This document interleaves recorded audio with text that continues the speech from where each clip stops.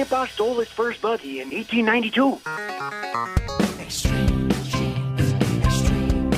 I met your grandma pig slopping in 46. Oh, every Christmas we'd visit my Uncle Fred in prison.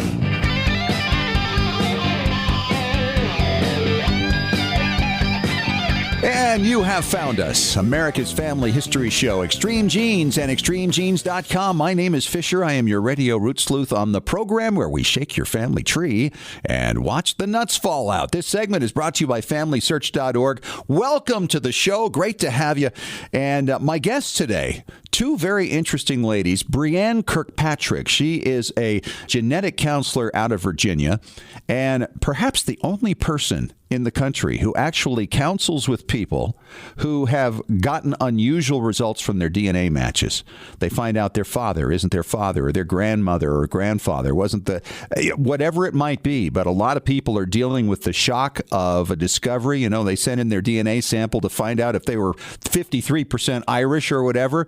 And then they learn something like that, and they're coping with it. And Brianne is working with these people, setting up Facebook pages and support groups. And it'll be really fascinating to hear what she has to say, because it's often said in the genealogy world these days that we just don't have enough people to help with these surprise DNA results. So that'll be coming up in about 10 minutes.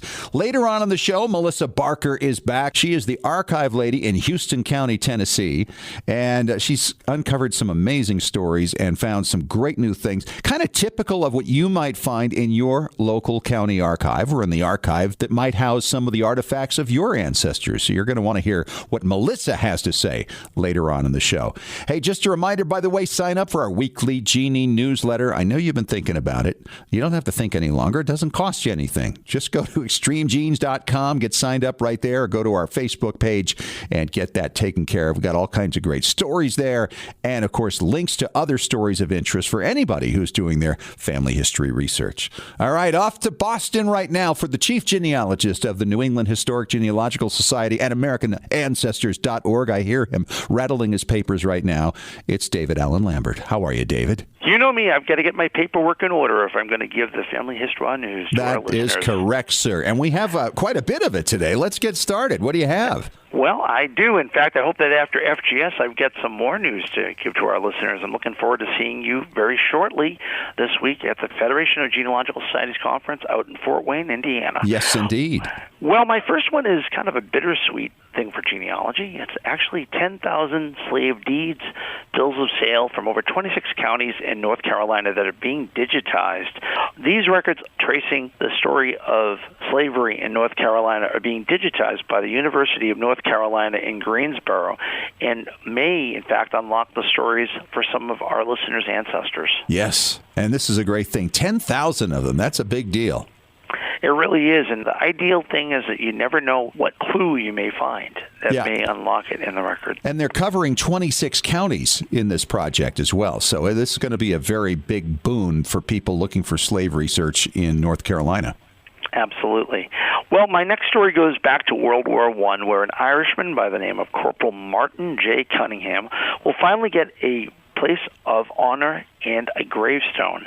Martin died in World War I on July 22nd, 1918, was originally buried over in France. His body was sent back to Chicago, where he was buried again in Mount Olivet Cemetery, buried by the railroad tracks. Not a proper burial, not a proper military funeral, not even a gravestone. But this has all changed a century later. Yeah, isn't that great? Here's an Irishman fighting for the United States, dies over there in France, brought back to Chicago because he lived there briefly with his sister, and now he's finally getting his proper recognition exactly 100 years after his death. Yeah, it's about time.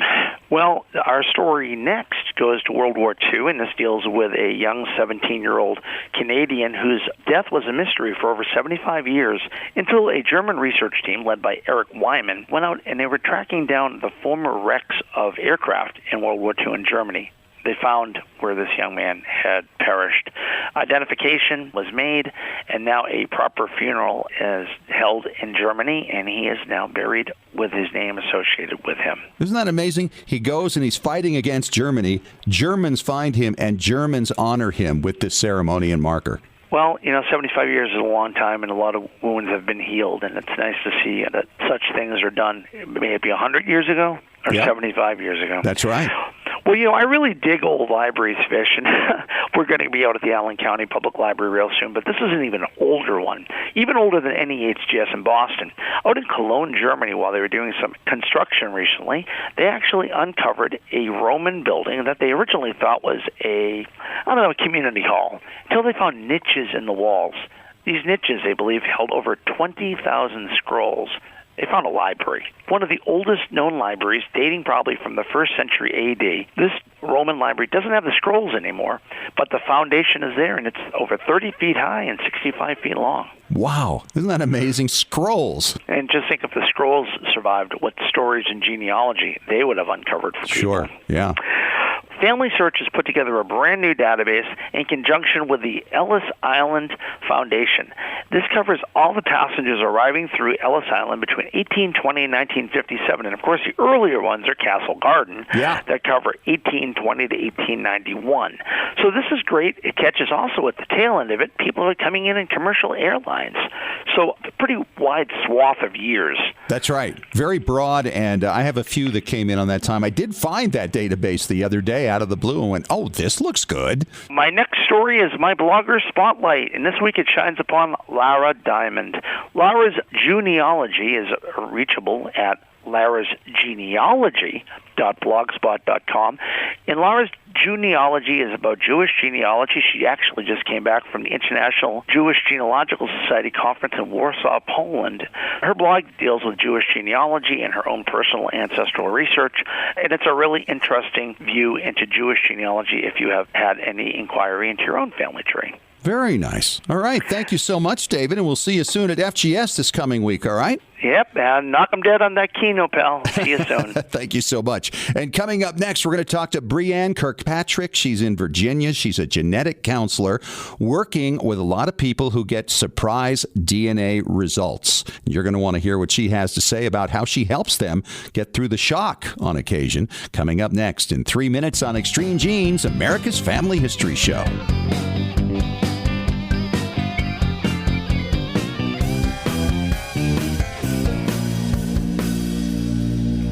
Well, Jeannie's Roots Tech is history, and I will tell you we had a great time there.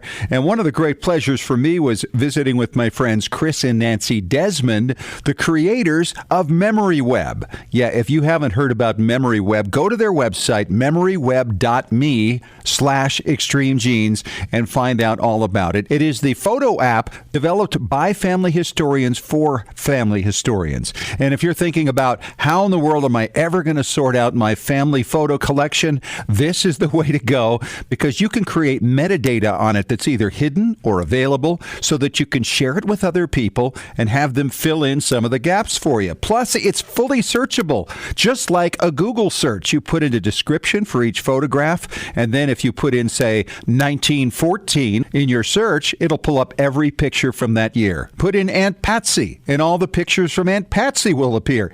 Go to memoryweb.me/extremegenes. Have you hit a brick wall in your family tree? Are you unsure how to use your DNA test results to resolve a research question? Do you want to travel where your ancestors walked and need to find details before you go? Need help joining a lineage society? Whatever your genealogy research question, the answer is Legacy Tree Genealogist. Legacy Tree Genealogist has been helping clients all over the globe discover their story since 2004. Legacy Tree has carefully selected and trained professionals who specialize in hundreds of countries and languages, as well as probate research and DNA analysis. And when you need experts on the ground in the countries where your ancestors came from, Legacy Tree Genealogist calls upon its global network of on-site researchers who know the local language and how to get their hands on the records you need. Legacy Tree Genealogist is the world's highest client-rated genealogy research firm and is recommended by genealogy industry leaders worldwide, including MyHeritage, 23andMe, and more. Request your free quote today at legacytree.com. That's legacytree.com. Janie's, it's Fisher with a thanks and a shout out to members of our Extreme Genes Patron Club. We are blessed to have so many friends of the show supporting Extreme Genes. Monthly contributions start at just $1 and go up to the cost of a couple of really tasty large smoothies with added fruit. just $8. Patron Club member benefits include early podcast access, and our special bonus podcasts include photo experts, legal experts, DNA specialists, and so many more. You can even get expert advice on specific questions you're struggling with in your family history research. So go to patreon.com/extremegenes and get signed up. That's patreon.com/extremegenes. Now, I know those smoothies would taste great, but they're not nearly as satisfying as discovering your family. The choice is yours. So get signed up right now. We look forward to helping you out. And thanks for supporting Extreme Genes.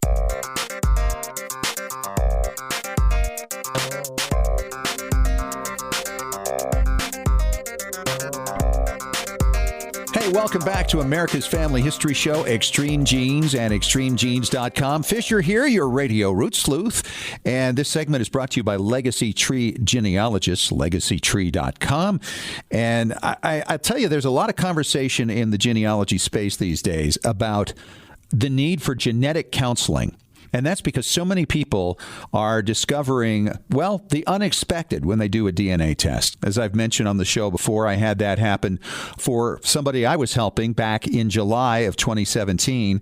And as we went through her DNA matches, I had to break the word to her after about 20 minutes that her father was not her father. And Dad and Mom were both long gone. She was a middle child of 6. She was 3rd or 4th, somewhere in there. And it's been a tough road for her since that day. And it's been well over a year now, and she's still dealing with it. And wouldn't you know, there was an article recently in The Atlantic about Facebook groups and counselors working with people who have this same kind of result. And there are many of them out there. They all feel pretty much alone. And I tracked down one of these genetic counselors who's on the line with me right now. She's with watersheddDNA.com, Brianne Kirkpatrick in Virginia. How are you, Brianne? Welcome to Extreme Genes.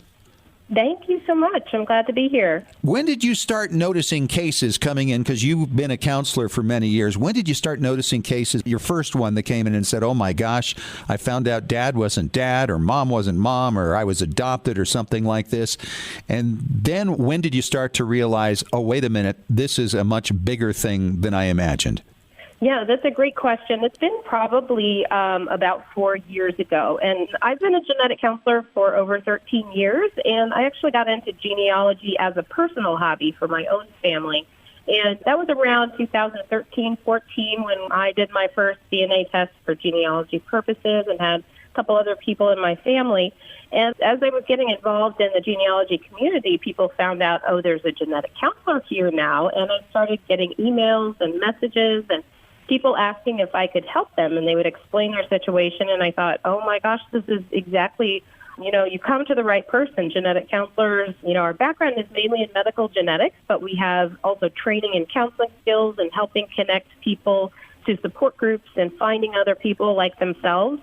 And I realized back then, and that was before we saw this explosion of the popular consumer tests like Ancestry DNA and 23andMe, but I saw that this was coming. And I wanted to be able to be available for people who had questions or were just in a spot where they needed support and were upset or confused or just needed, somebody who knew this stuff that could help answer questions for them and point them in the right direction. So I'd say it's been, probably 4 years or so. And just in the past 6 months or so, it's become more obvious just how many people get DNA surprises. We've seen articles come out in the popular press. We've seen TV shows about it. And so now some of those surprises are getting talked about. I have a blog on my watersheddDNA.com website, and I've started having people do guest blog posts where they talk about their own experience with the DNA surprise, where they are, how that's affected them emotionally, and things like that. It's amazing to watch, isn't it? I mean, there are new people every single day now finding that kind of test result. And I think many of these people feel totally lonely, that they're the only one this could happen to. How could this happen to me? I mean, the questions that you must hear as you speak to some of your clients must be pretty endless.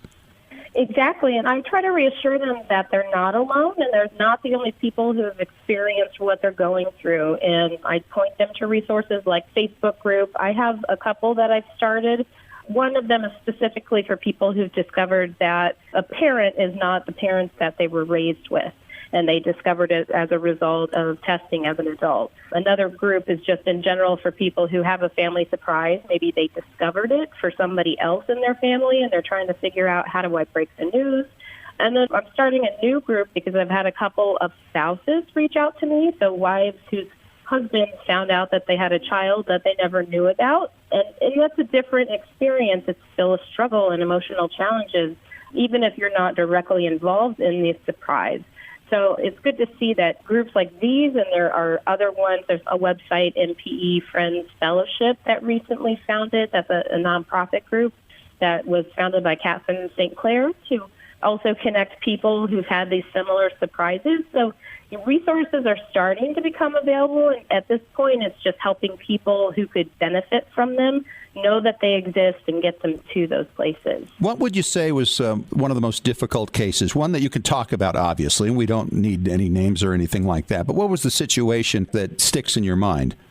Yeah, there are a couple that stick in my mind. I'll talk about the one that's happened most recently just because it's the freshest in my mind, and I just put a post up on my website about it today. There was a gentleman who reached out to me who's 78 years old, and he and his children just did 23andMe for fun, and there was no match, no parent-child match between he and his children. This was really shocking and upsetting, and he confronted his ex-wife about it, and she admitted that there had been some infidelity during the marriage that he was not aware of up until that point in time, and his level of anger was very understandable. And he reached out because he was wondering, can I believe these results, and what should I do now? And there was a lot he was struggling with. The anger was leading him to think of things like filing a lawsuit against his ex-wife, and that were things that I couldn't address with my professional background, but I could point him in the right direction. And I told him about the support groups, and he shared that information with his children, who are now adults. And their whole family is just trying to adjust to this unexpected news that was not anything that they expected going in to do a test, which they said they had done just for fun. Yeah, they were just looking for ethnicity probably, right? Right, yeah, and really didn't expect anything that would turn their lives upside down, and found themselves in this spot where their lives were turned upside down. And they were each dealing with it differently. Each person is going to react to the same information differently. And it also takes a different amount of time for people to get to a different place. And it's really a form of grief that people go through when they get a DNA surprise, no matter who they are, how they are affected by that DNA surprise.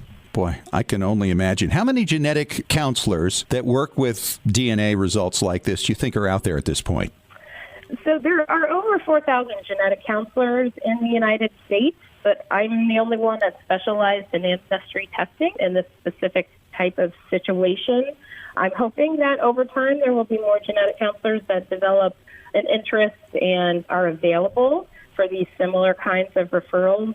Right now it's me, and about half of what I do is still medical related. So I still am involved in a medical genetic testing world. I help people pick a test and identify, based on what they're looking for, which is the right test for you, and then after the fact, help them understand their results. And then half of what I do is supporting emotional needs, no matter the type of DNA test they had. So right now it's just me, and I don't know how the future will look, but I do know that there's growing interest within my profession to see genetics not just only affecting medical issues, but every aspect of people's lives. Do you think there's any way to prepare people better? I mean, I understand there are warnings. We get that on all the tests. And a lot of people say, well, they're not large enough. They don't promote them enough, that type of thing. Do you think there's anything the companies could do to better prepare people for the possibility? So I do think there are things that could be available, and whether people decide to take them up or not is going to be individual, because no one really thinks that this is going to happen to them until it does. And so no matter how many warning boxes you put up and how many check boxes people have to click through, they're really not going to pay much attention to it if they don't think it applies to them at all. But part of what genetic counselors do is called pre-test genetic counseling, where we talk about all the scenarios, all of the what ifs. Here's all the potentials that could come from this testing. What if this happens to you? Do you know where you'll turn for support? Are you aware that these resources are available? Let's think about how, before you do the testing and your test comes back, let's make sure that you're ready no matter what comes. So that is a service that I offer that not too many people take up, just because I don't think a lot of people think they need help until after the fact. Yeah, so right. In terms of what the companies can do, talk more about genetic counseling, what genetic counselors do, and the benefits of doing a more official form consent process before the test is ever ordered.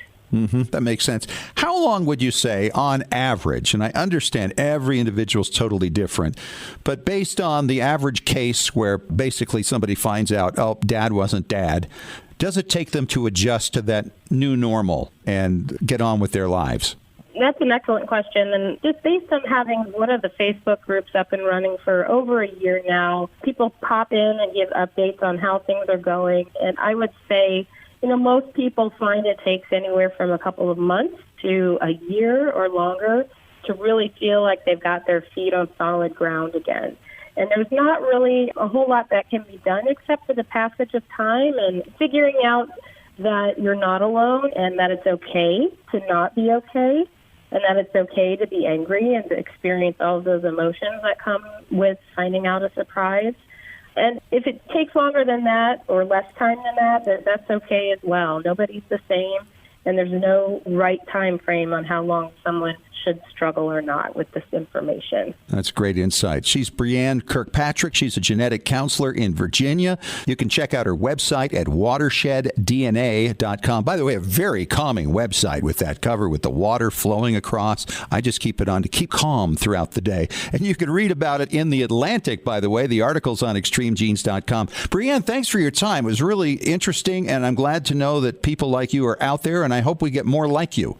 Thank you. I appreciate having the opportunity to talk with your audience about this. Yeah, thanks again for having me on today. And coming up next, we're going to talk to Melissa Barker. She is the archive lady in Houston County, Tennessee, and she's got some more finds for us. Things that you might be able to discover in your local archive. That's on the way in 5 minutes on Extreme Genes, America's Family History Show.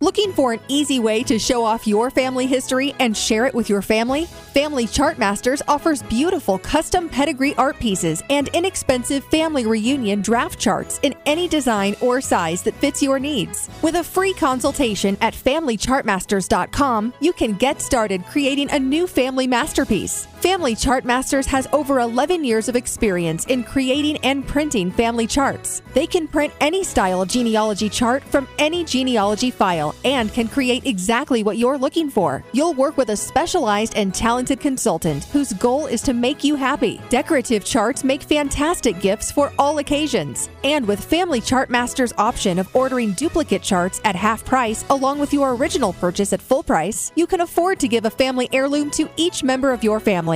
Contact Family Chartmasters today at FamilyChartmasters.com for your free consultation. Family Chartmasters will give the greatest care to your family history.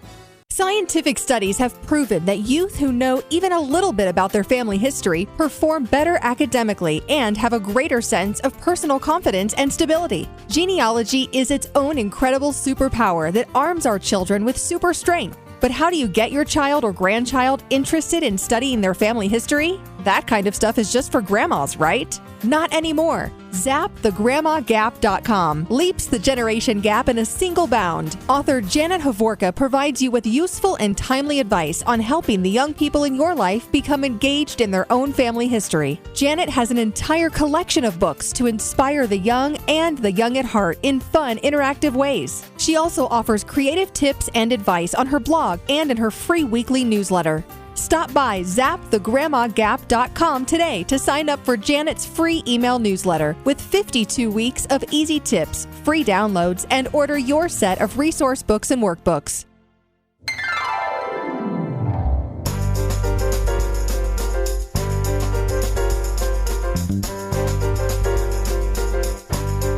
Welcome back. It is America's Family History Show, Extreme Genes and extremegenes.com. Fisher at this end talking to Melissa Barker. She is our friend, the archive lady in Houston County, Tennessee. And it's been a while. Melissa, how are you doing?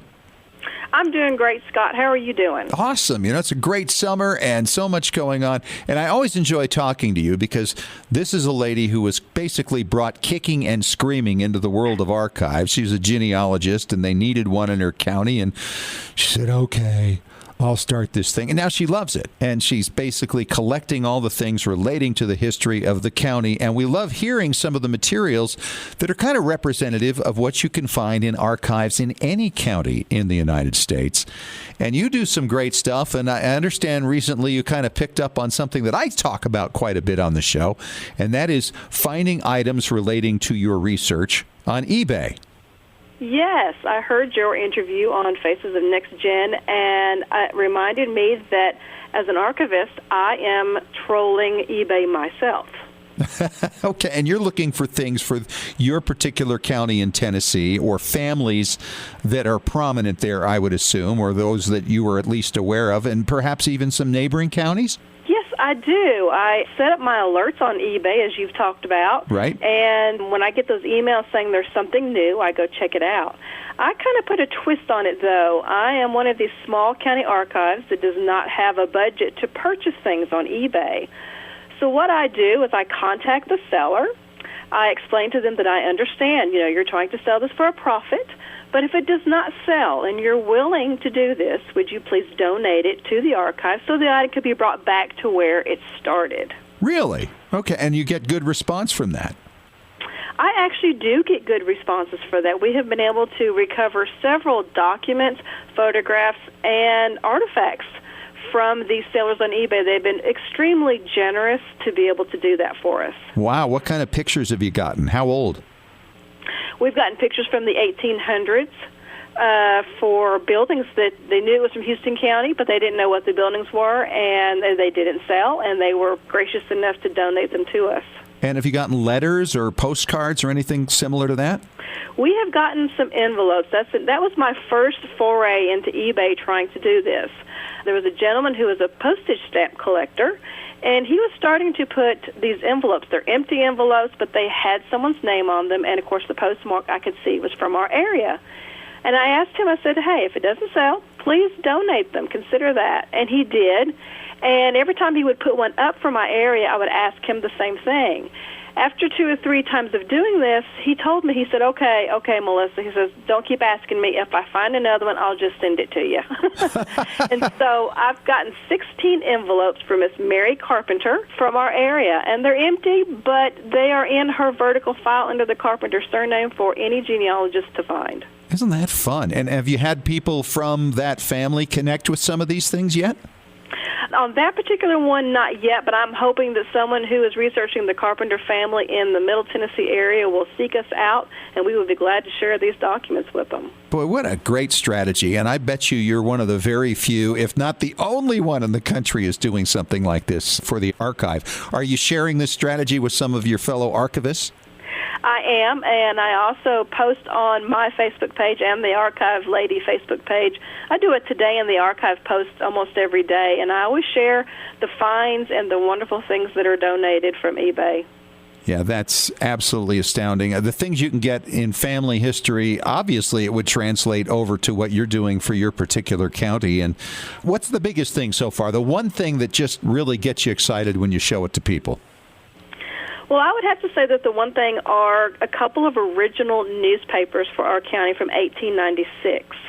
The wonderful thing about this is that these 2 newspapers had not been microfilmed, which tells me that they had not survived when the microfilming process came in and they microfilmed all the newspapers. These evidently were missing, and they were found on eBay, and I asked for them to be donated, and they were. Wow. From a couple of particular days or throughout that year? They were actually 2 consecutive days in 1896. And it was wonderful because I checked the microfilm to see if we even had been microfilmed or saved, and they had not. So that's even better. Yeah, right? Absolutely. Have you ever thought about maybe finding somebody who has quite a passion for the county to maybe buy some things that you can't otherwise get on behalf of the county? I actually have a patron who is actually a fellow archivist, but her family is from the county, and every once in a while she will purchase something on eBay and send it to me. She won't even tell me. She just throws it in the mail, and I'll get it. That is so much fun. All right. Otherwise now, Melissa, as we always talk about, what are some of the latest stories that you've uncovered for your county through items that are right there in your archive? I actually ran across a fantastic document that actually sent me on a research trip. We received some records from the city of Erin, which is our capital city here in Houston County, and there were boxes marked miscellaneous, and of course they were filled with miscellaneous documents and records. But one of the documents was a very interesting petition from citizens of the city of Erin dated October the 4th, 1919. And what these citizens were doing, or they were sending this petition to the State Board of Pardons in Nashville, Tennessee, asking for a parole of a Mr. Morris Dillard. And on the petition it reads, they're asking to release him on parole will meet the approval of our community as we think he has been punished enough for the crime he committed. And after reading that, there's 64 individuals who signed this petition. Oh, that's fun. And it made me wonder, what in the world did this man do, and why did they want him paroled? So I went back into the court records, and I found where on November the 9th, 1916, he was convicted of breaking and entering the business of Mr. J.B. Bunnell, and this is what he stole. He stole $9 in silver 5-cent pieces, 1 pair of trousers, 1 sweater, 1 hat, 1 necktie, 1 pair of socks, 1 pair of shoes, and 1 overcoat. He wanted to look good. He did, and the value of all that at the time was $36.75. And he was sentenced for how long? The sentence was for no less than 3 years and no more than 10 years in the state penitentiary in Nashville. Wow, that's a long sentence for that. Yes, it was, and he served 3 years of that, and once the State Board of Pardons received this petition, they released him 2 weeks later. But the story doesn't end there. The petition, the first person who signed this petition was Mr. J.B. Bunnell, the person he stole from. The victim, number one on the list. And the others on this list are very prominent businessmen. The sheriff signed the petition. One of the jurors who convicted him signed the petition. Really? So, yes. And so I got to looking even further into this. And I found that Mr. Dillard actually moved to Florida in the 1940s, but he would continue to visit Houston County because he had family here. He died November 27th, 1954. He had become a commercial fisherman in Fort Myers Beach, Florida, and he was found floating in the water. Oh, how sad. A sad ending. Yeah, it's so sad ending. They feel like he probably had fallen off the pier. He was brought back to Houston County to be buried. And it's so interesting to look at the pallbearers listed. 2 of the pallbearers were ones that signed the petition to get him out of jail. Boy, that's great stuff. And that's a perfect example of what your county archive might have for you about a member of your family. Think of all the signatures on that. Maybe one of somebody's ancestors is going to be found on that list. Great stuff as always, my friend. Thanks so much for coming on, and we look forward to talking to you again sometime soon. Thank you, Scott. It was great talking to you. As always, Melissa Barker, the archive lady on Extreme Genes. Coming up next in 3 minutes, Tom Perry talking about preserving your precious heirlooms on Extreme Genes, America's Family History Show.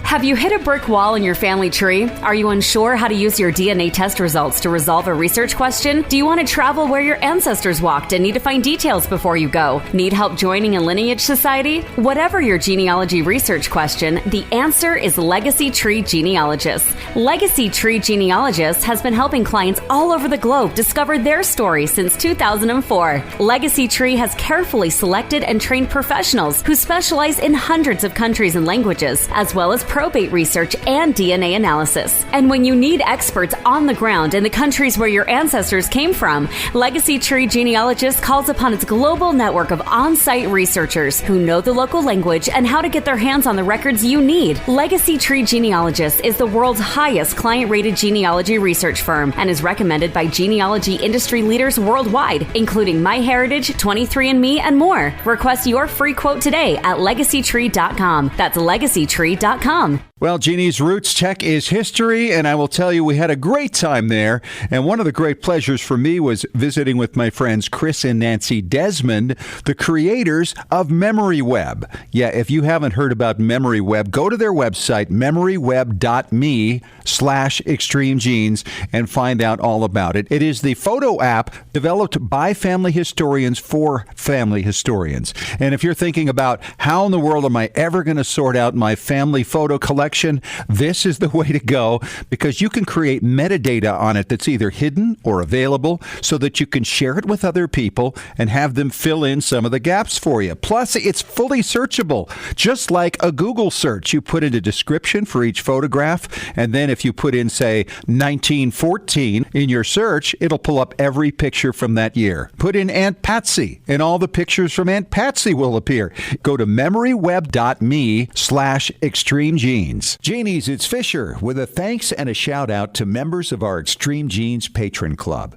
We are blessed to have so many friends of the show supporting Extreme Genes. Monthly contributions start at just $1 and go up to the cost of a couple of really tasty large smoothies with added fruit. Just $8. Patron Club member benefits include early podcast access, and our special bonus podcasts include photo experts, legal experts, DNA specialists, and so many more. You can even get expert advice on specific questions you're struggling with in your family history research. So go to patreon.com/extremegenes and get signed up. That's patreon.com/extremegenes. Now, I know those smoothies would taste great, but they're not nearly as satisfying as discovering your family. The choice is yours. So get signed up right now. We look forward to helping you out. And thanks for supporting Extreme Genes.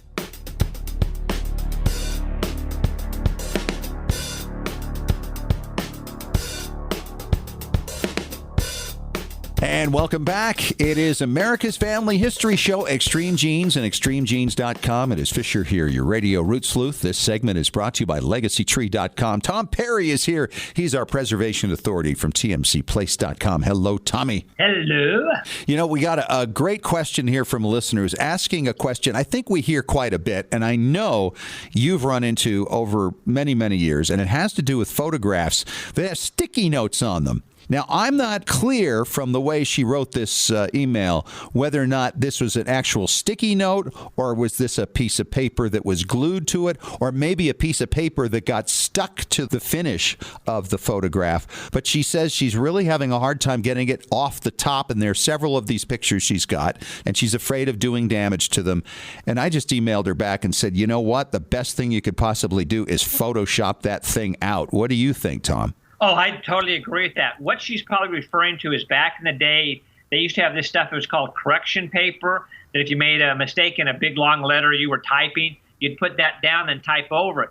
And the problem is the kind of adhesive they use doesn't stay tacky like today's Post-it notes. And so once it got old, it actually turned into almost like a varnish and permanently adhered itself to the photo. So there's a lot of things you can do, which we talked about before. You can get the piano wire and try to get it off, moisten it, different things like this.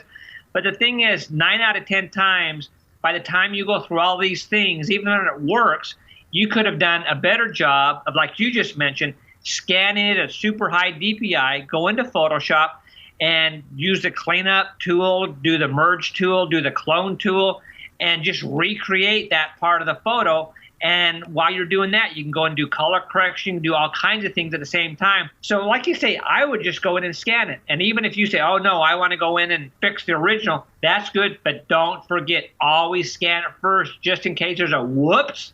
you have it scanned. Right? The other thing is to keep that original, as damaged as it may be after the fact. But I know a lot of people, they treasure the physical photos over the idea of digitized scans because I think to some extent people are fearful of the technology. People are afraid that it's just too hard. They don't know how to do it. And I will tell you firsthand that, like anything else, you sit down one step at a time. Scanning is pretty easy, and you learn how to do it in different sizes so that you can be sure to get a lot of the detail that you wouldn't get otherwise if you don't do it at a high resolution. And then you go in and just start playing with these tools. And as you mentioned, Tom, you do a save as, so you keep the original scan, and then you have the one you play with. You want to be able to Control Z and undo things that you think aren't just quite up to speed and keep trying to improve it. But it is so much fun to fix a photograph. And I dare say the only reason you're still in business, Tom, in this day and age is because of people who are afraid of the technology that is so simple. Oh, absolutely. And I really encourage people out there. In fact, I'm a very poor businessman because I tell people all the time when they call and say, hey, I need to ship you this because of da-da-da-da-da. 9 out of 10 times I go, well, no, step back. This is probably something you can do yourself. Go and do yada, yada, yada. Because the thing is, most of it's just ignorance. We just don't know that there's a better way to do it. I mean, we still get calls every single day to say, hey, I have an old VHS tape. Is there any way it can be put onto a DVD? And it's like, really? Are you serious? Because you'd think everybody knows that by now, but they don't. A lot of this kind of stuff, I love to teach people how to do it because then they can go and teach their friends, teach their neighbors, teach their church groups or whatever of how to do this themselves. Because I'm not always going to be here. So somebody's got to learn how to do this stuff and do it yourself. And it's so fun to do it yourself. That's why I love doing it. Well, and to a great extent, it's a generational thing. I mean, the reality is our kids and our grandkids are coming up in an age where they're totally comfortable with the technology and they're learning how to do it. They're having fun with it. And I've often scolded some people, especially some seniors who just say, oh, I can't do this. I said, you got the time, you got the brains, make it happen. More coming up in 3 minutes when we return on Extreme Genes, America's Family History Show.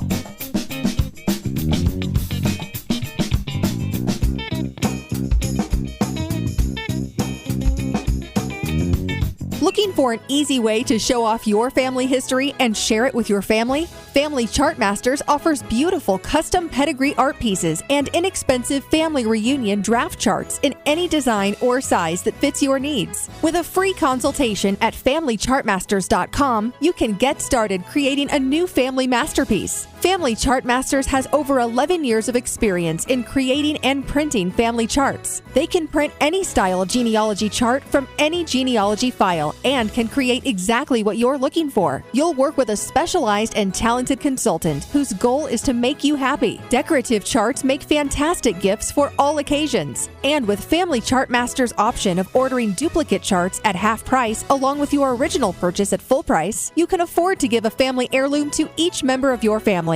Contact Family Chartmasters today at FamilyChartmasters.com for your free consultation. Family Chartmasters will give the greatest care to your family history. When was the last time you heard your grandmother's voice or saw your family enjoying life back in the 1950s or 60s? If the reason is you haven't known what to do with your old recordings, videos, and films, here's your answer. The Multimedia Center in Salt Lake City. We brought in a video project to the Multimedia Center, and overnight they duplicated it to DVD so we could meet our deadline. The Multimedia Center, 2870 East, 3300 South, Salt Lake City. Open Monday through Friday, 10 to 6. Call 801-483-1717 or go to transferduplication.com. Genies, it's Fisher with exciting news. The Weekly Genie, the official newsletter of Extreme Genes, is here. It's your Monday morning briefing on what's happening in the world of genealogy and family history and on Extreme Genes. Get all the details of jaw-dropping stories of discovery and keep up with the latest techniques in family history research.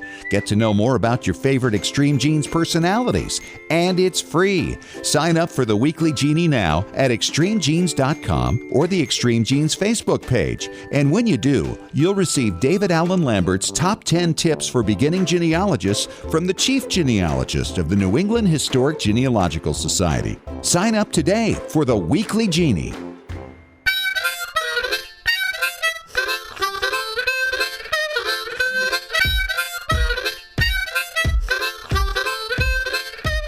Hey, we're back at it. It's Extreme Genes, America's Family History Show, and ExtremeGenes.com. My name is Fisher. I am your radio root sleuth, and Tom Perry is our preservation authority. And we're talking about this listener email that we had a little bit ago about removing a sticky piece of paper at the top of some photos. And Tom, you're mentioning these things are what? Yeah, what this paper usually was, back in the day, they had what they called correction tape, because when you were typing a big long letter, you couldn't erase it like you do on a computer and then reprint it. Yeah. So you get tape and put over the bad words. But when it gets old, it turns into kind of almost a laminate that becomes hard. It's not tacky anymore like a Post-it would be. So that being the case now, this person has gone and photoshopped it, as we talked about, and hopefully did some great correction on color and fixed some of the damage, and maybe even replaced part of the image that was covered by the photograph.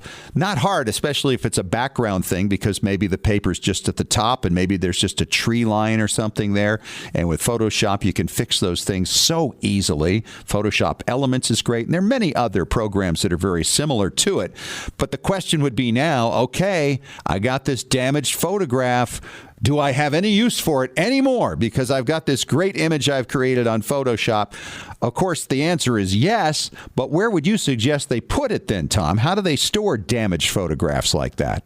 We've talked about this since episode 1. Never, ever throw away originals, especially something as small as photos that are easy to store. You can get special envelopes. You can get special sheets of paper. You can get all kinds of things that are acid-free, that are good storage devices. So put them between your photographs so there won't be any more damage to them.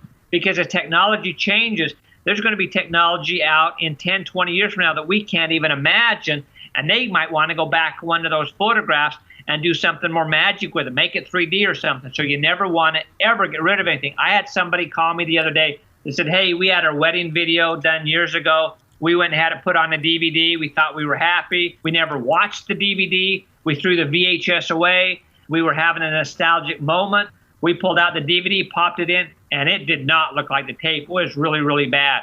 And now the tape's gone. Don't throw stuff away. So now they're going to have to find somebody in their family that has original wedding video that they better transfer because they threw the original away. Never, ever throw the original away. And if you're in a situation where storage is a problem and you can't store the stuff, make sure you look at the reproduction and make sure that's good before you ever throw a tape away or a photograph or anything. And also make sure, obviously, that you take the reproduction that you've got or the image that you've created through Photoshop, and you've got it stored in many different places. So if you lose it in one place, you don't lose it in all the places.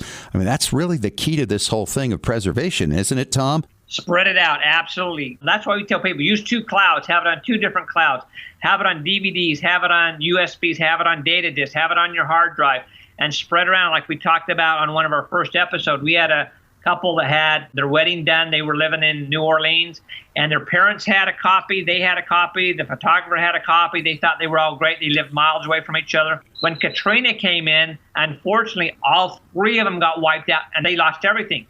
If they would have had friends in Dothan, Alabama that they could have sent a data disk to, then they could get a hold of them and make a copy. But they lost everything because it wasn't backed up properly. Boy, great advice. All right, thanks so much. And, of course, you can always ask Tom questions at asktom@tmcplace.com or tweet to him at AskTomP. All right, Tom, great talking to you, and we'll catch up with you again next week. My pleasure. Hey, that is once again our wrap for this week. And thanks to our guest, Brianne Kirkpatrick, who came on today. She's a genetic counselor, and she's filling a very important role right now because she may be the only one in the country right now who's helping counsel people who get unexpected results from their DNA testing. And if you know somebody who's struggling with something related to that, you might want to check out Brianne's website, which is watersheddna.com. Thanks also to the archive lady, Melissa Barker, for talking about some of her strategy for stocking up her archive from eBay. We'll talk to you again next week. Thanks for joining us. And remember, as far as everyone knows, we're a nice, normal family.